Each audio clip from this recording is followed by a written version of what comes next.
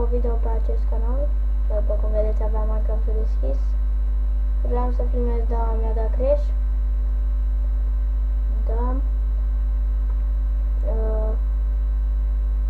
Aici vreau să vă zic că în următoarea săptămână nu o să fiu chiar atât de activ, deoarece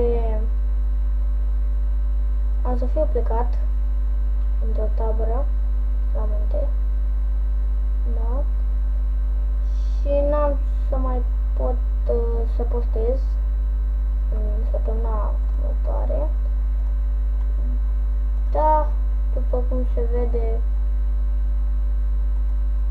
nu am prea mai postat, deoarece postam, adică îmi făceam bagaje, îmi făceam planuri, dar încercam să postez.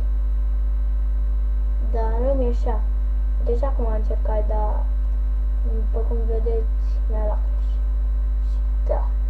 Deci ne vedem în săptămâna următoare.